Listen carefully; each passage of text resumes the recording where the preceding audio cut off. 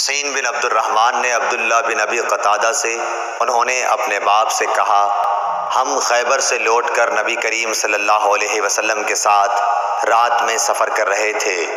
کسی نے کہا کہ حضور صلی اللہ علیہ وسلم آپ اب پڑاؤ ڈال دیتے تو بہتر ہوتا۔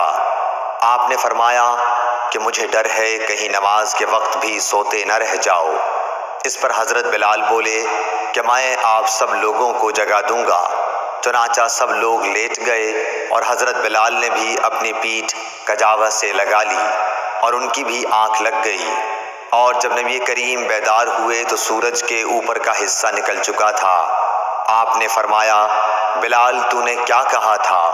وہ بولے، آج جیسی نیند مجھے کبھی نہیں آئی۔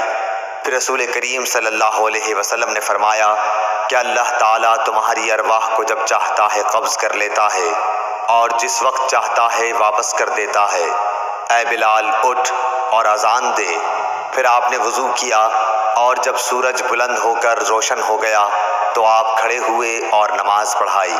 صحیح بخاری حدیث نمبر 595۔